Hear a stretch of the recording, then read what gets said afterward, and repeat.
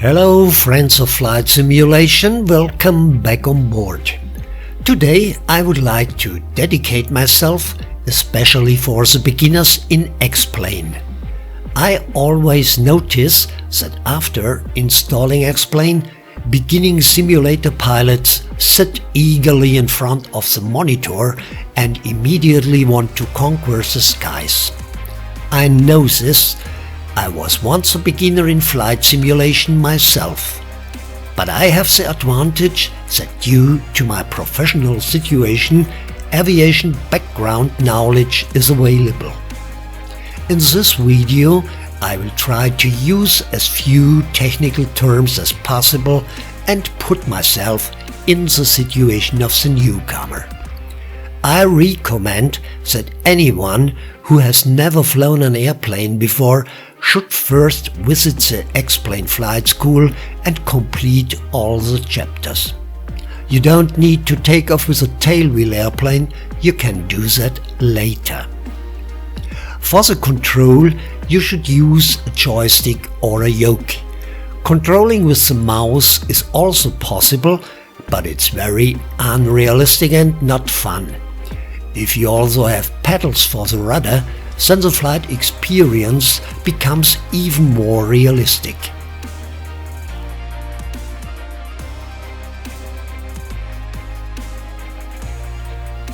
An important point is the view in and out of the cockpit.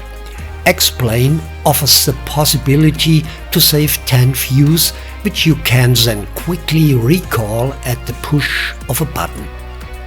I will explain how to do that in a moment. First, I will show you what options you have for looking around the cockpit. With the arrow keys you can control the view to the left and right, as well as up and down.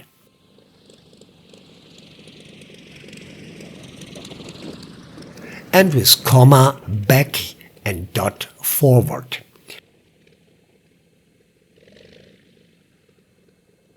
If you have a Chinese head on the joystick or on the yoke, you can pan left, right and up, down. Also with the mouse, you can change the view by pressing the right button and zoom in and out with the scroll button.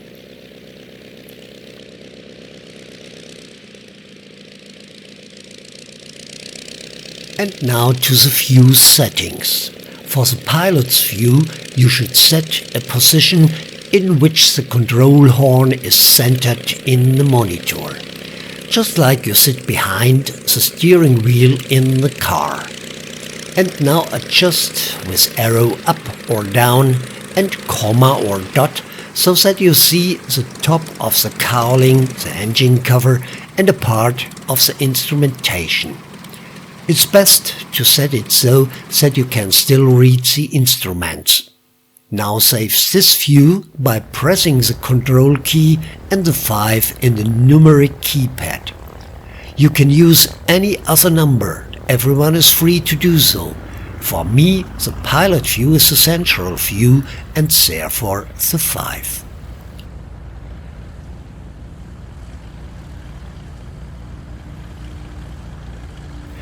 The view onto the instruments is also important. Here our Garmin G1000 and below it the analog displays for speed, artificial horizon and altitude. I save this view by pressing Ctrl and 4 in the number block. And so you can save a total of 10 views, which are now quickly recalled. I will briefly show you my saved views for the Cessna 172. 0. Outside view tail, helpful when taxiing at the airfield. 1. Switches.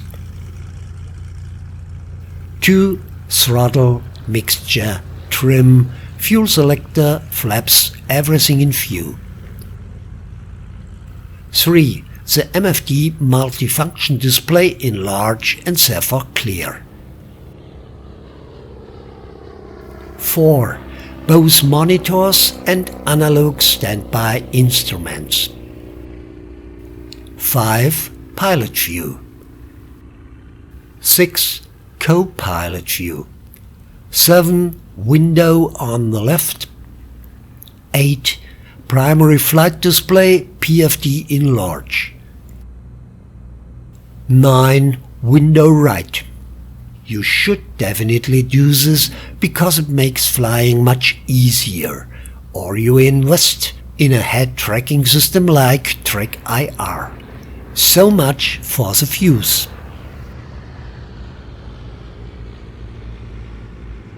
Then we should make 2 more settings that are important for the flight. We should check how much fuel and payload we have in the aircraft. To do this, we go to the top of the screen with the mouse and open the flight menu. Here we open Edit Weight and Balance. In this window we can see how heavy the plane is at the moment and what is the maximum allowed weight. The current total weight is 2,279 lips, so 279 lips under maximum weight. We have 408 lips of payload and 149.5 lips of fuel on board, which is enough for a little over 3 hours of flight. I leave the setting like it is and close the window by pressing Done. And now to the weather. By customizing, we get into the weather page. Here I recommend for the beginning the setting Manually Configured and select Preset. Here we select Skyhawk, Clouds and Visibility OK. So blue sky and visibility up to the Mediterranean Sea. We can set the visibility here. I leave it at 25 nautical miles. Temperature at the airfield 12.4 degrees Celsius and air pressure 10-13 hectopascal. No wind. We leave it like this and press ready. I leave the time of day at 12:05 p.m. local time and press Apply Changes. Now to our flight route. We are located on the southeastern shore of Lake Constance at the St. Gallen Altenrhein airfield. This airfield is located in Switzerland on the border with Austria. Designation Lima Sierra Zulu Romeo. We are flying over Lake Constance to Friedrichshafen. This has the designation Echo Delta November Yankee. But we don't fly directly because we want to perform an ILS approach in Friedrichshafen. For this we use the waypoints Z-Tor, Route Z, Argev. We will enter these waypoints as a flight plan in the Garmin Next because the autopilot needs information to be able to fly a route, and we still need information about the ILS in Friedrichshafen. For this, I use the corresponding map from Navigraph to view the necessary data for the ILS in Friedrichshafen. For this tutorial we need this data. The frequency 11.1.9 for localizer India Fox Hotel Echo and the final approach course 058 degrees. Everything else I leave out, that is too much information which the beginner cannot handle yet. Maybe good to know airfield altitude 1368 feet. How we now enter the whole thing in the airplane we will see now. Our Cessna is powered up and the Garmin is ready to enter the flight plan. You open the flight plan menu by pressing the FPL button. If you have loaded an old flight plan, you have to delete it first. open menu and activate Delete Flight Plan with the outer knob. Now press Enter and the old flight plan is deleted. Now only the identifier for the current location Lima Sierra Zulu Romeo is displayed. Now we have to enter our destination airfield. For this, we press the FMS button and see Lima Sierra Zulu Romeo is highlighted.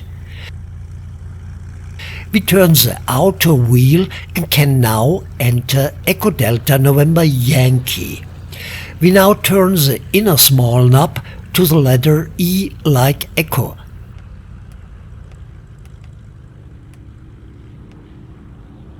Turn the outer knob and we jump to the next entry point.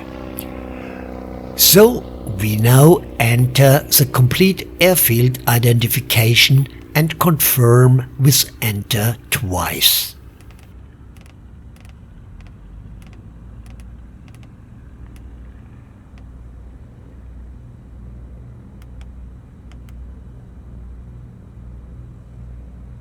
To be able to enter the first waypoint now, we go back to Echo Delta November Yankee and enter SeaTour.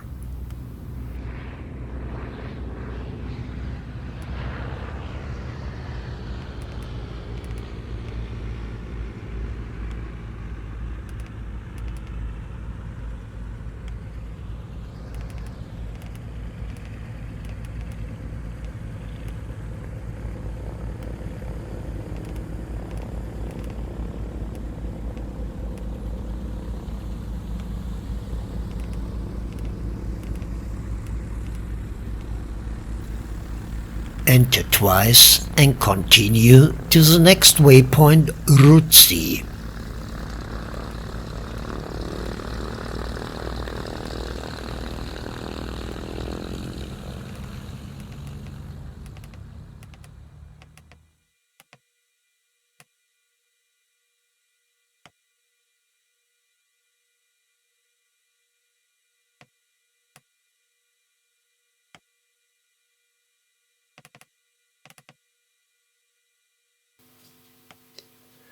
Enter twice and now enter Argef.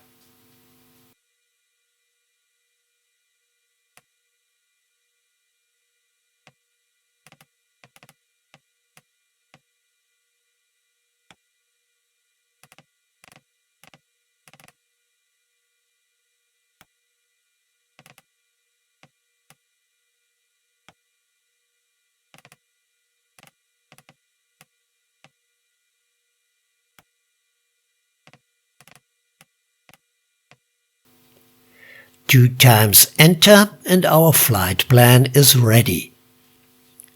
We can now enter the altitudes. You don't have to, but for practice we will do that now. At Argef we should have 4,000 feet altitude and this is where the descent begins. Up to SeaTour we climb up to 4,000 feet comfortably, so we enter 4,000 feet from here on. Cursor to Alt and turn in 4,000 feet with the small knob.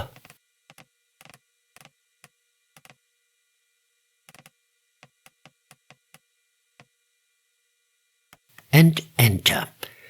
Continue to the next waypoint with the outer knob and Alt. Here and at Argef we enter 4,000 feet.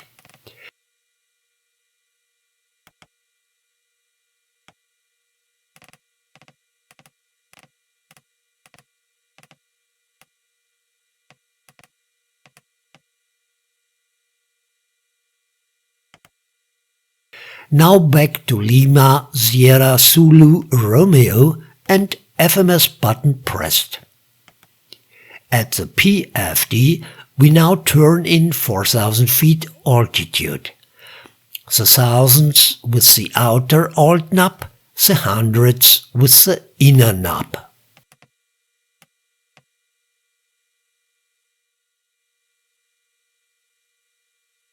Now we set the frequency for the ILS in Friedrichshafen to 11.1.90. To do this, go to the nav section in the PFD at the top left. In the blue framed field, we now enter the frequency by turning the two nav knobs. With the outer, the 11.1, and with the inner, the 90. Now the frequency is in standby mode and we can activate it by pressing the arrow key. On the left is always the standby and on the right the active frequency in green. We get to nav 2 by pressing the nav button. We see now nav 2 is a standby frequency ready for editing. Here we can turn in the 11.2.60 for Friedrichshafen DME. Now let's go to the localizer, the landing course in Friedrichshafen. We have to go back to nav 1 by pressing the nav button. And set with the CDI switch to VOR1. If CDI is not visible, you have to press the back button and CDI is visible. Now we can set the landing course 58 degrees by turning the course knob. Attention, this is the inner one. The outer one is for setting the air pressure.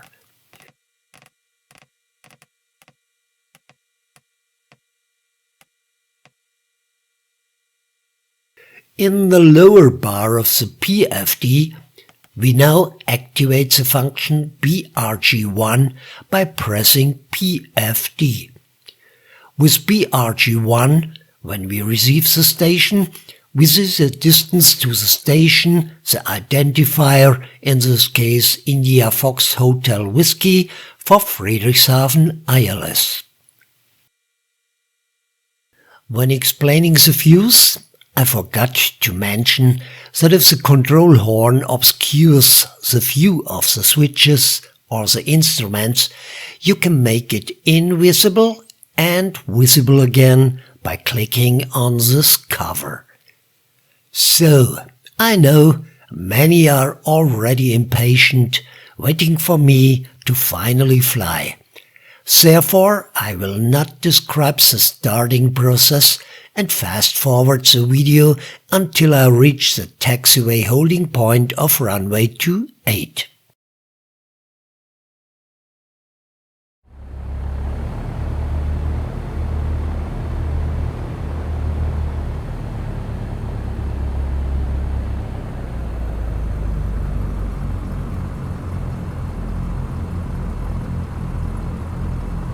We have arrived at the taxi holding position of runway 28. Parking brake set. A quick check of the instruments. Everything is fine. Now I set the climb rate by pressing the VS button on the autopilot control panel and using nose up to set the climb rate to 500 feet per minute. Now nav is activated and the GPS mode is displayed. The required frequencies are locked in and the altitude 4000 feet is dialed in. From the tower we have takeoff clearance, left all good, right all good, landing lights on, brake released, and here we go.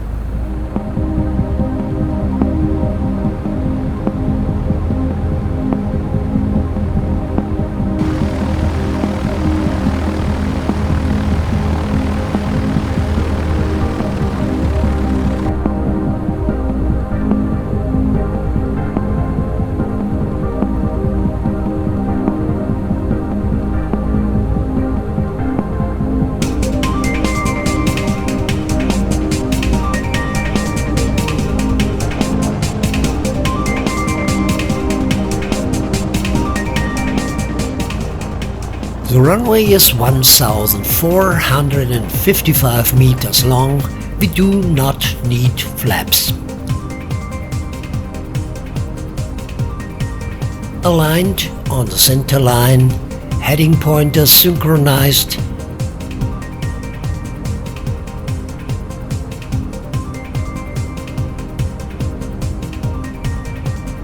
Now increase engine power smoothly, but not rapidly to max.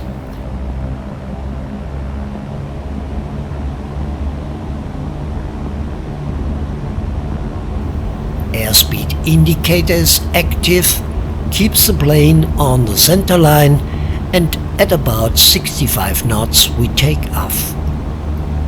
Now you just have to fly straight, keep wings level, and keep climbing. Normally you activate the autopilot at about 1000 feet altitude. In this case we activate him already now by pressing the AP button. This is now displayed in the info bar on the PFD. FD goes out and AP comes on. Now we let the aircraft climb and accelerate at 600 feet per minute.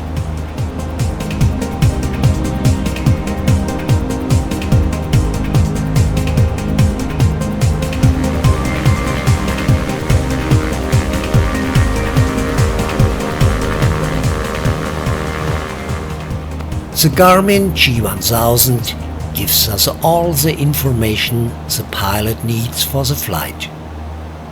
Next waypoint Seator, distance still 7.7 nautical miles or 4 minutes 45 flight time. Speed over ground 97 knots. Current altitude about 2100 feet, and we continue to climb to 4000 feet.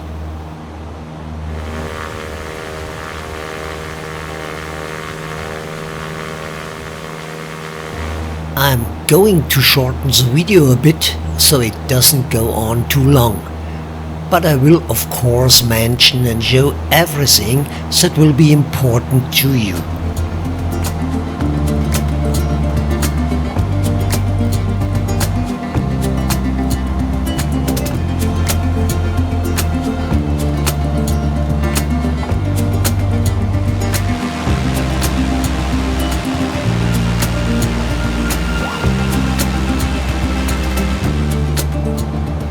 We still have 800 feet to climb until we reach 4000 feet, and we are about 4.5 miles from the Seator.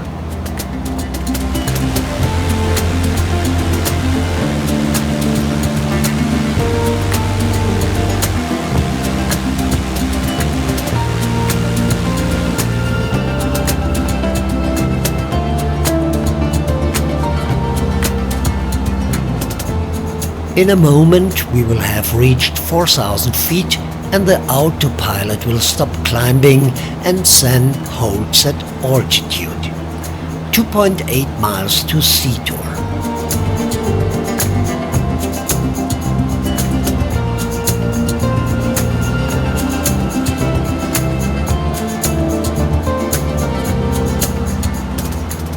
(4,000 feet altitude is reached. Now we can reduce engine power to avoid going too fast.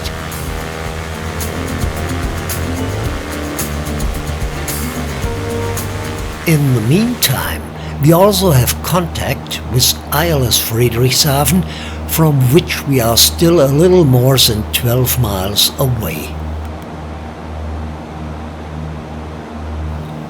1.4 miles to Seator. If we did everything right, the autopilot will soon initiate a right turn and head for the next waypoint, Rützi. And there comes the announcement for the next waypoint.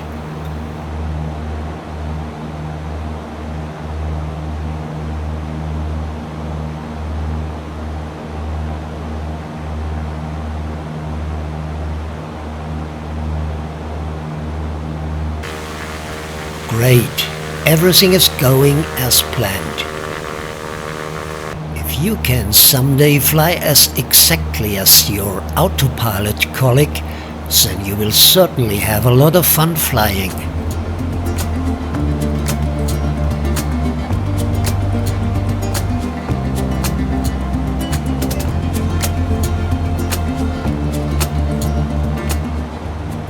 Next waypoint Ruzzi, 4.4 nautical miles or 2 minutes 15 to fly.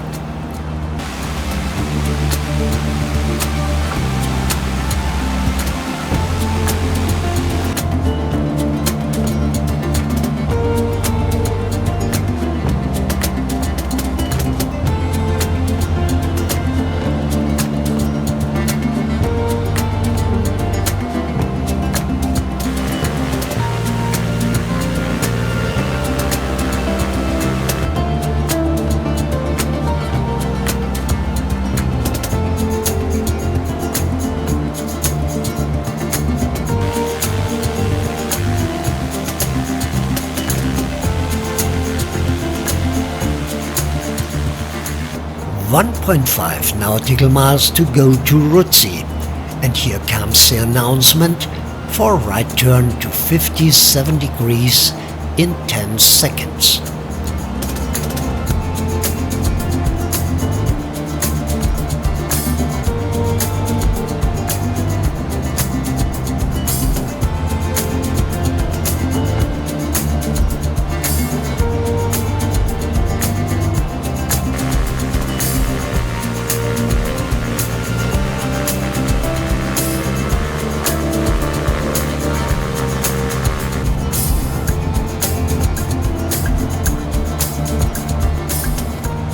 According to Argef, there are only 3.5 miles or 1 minute 50 to fly, which means we have to prepare for the approach.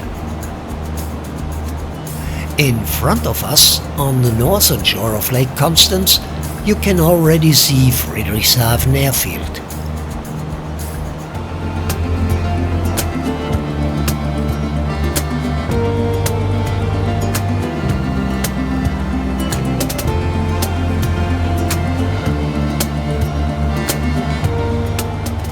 Now I switch to Localizer 1 and activate approach.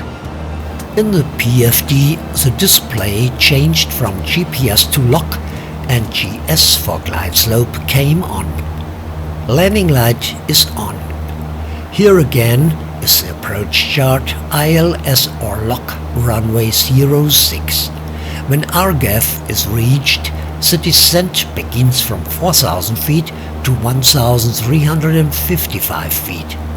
Soon we will reach RGAF. It is still 8.4 miles to Friedrichshafen. The time until the initiation of the descent, TOD, is displayed here. The glide slope indicator starts to move towards the center of the display. When it reaches, the autopilot will initiate the descent.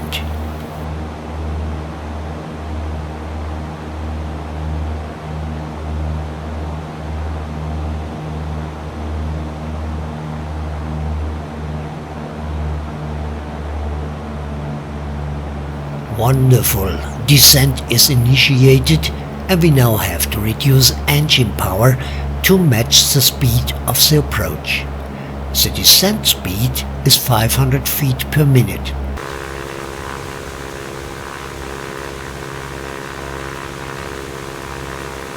I have throttled back the engine power so that the speed is slowly reduced. Up to 1000 feet above ground, I want to be under 85 knots to be able to extend the flaps. The 10 degrees position should already be able to make me below 110 knots, but I'm a materially careful pilot and wait until below 85 knots.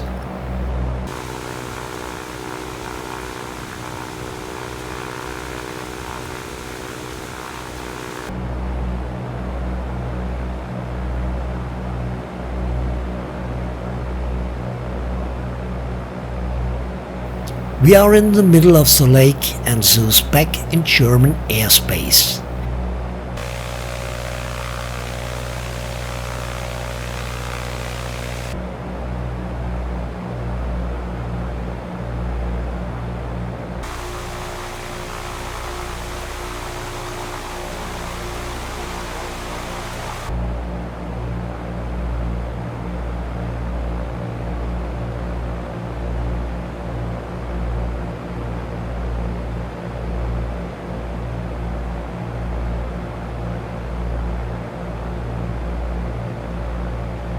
About 5 miles to go and we have a stable approach.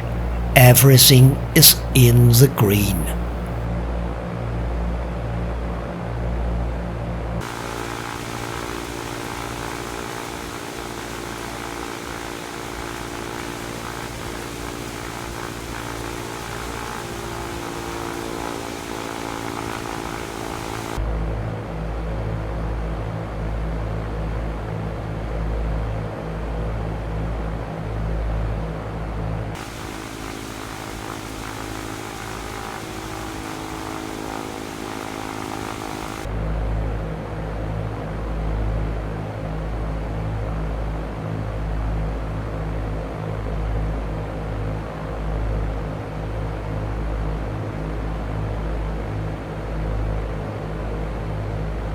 In a moment we have reached 1000 feet above ground, speed below 85 knots and landing check performed.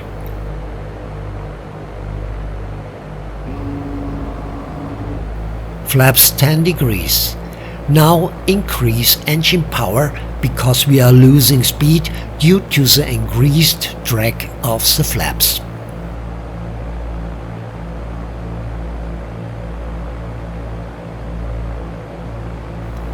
I have deactivated the autopilot and now I fly manually.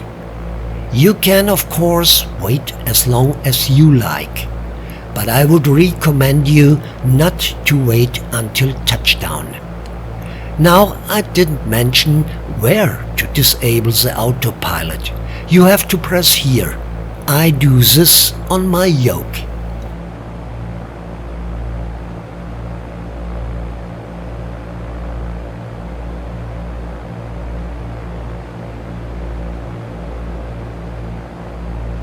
The runway in Friedrichshafen is 2,365 meters long, enough space for your hopefully successful landing.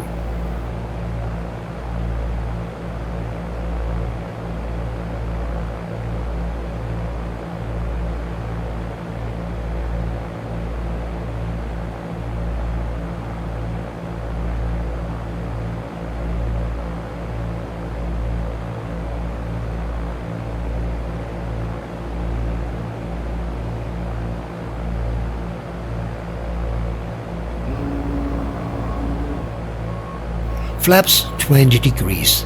That's enough for the runway.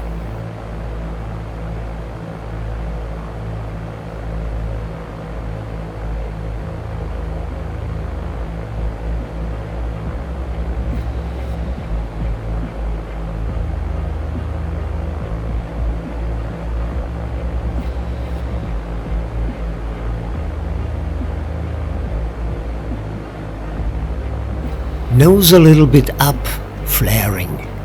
Reduce engine power and let the aircraft touch down.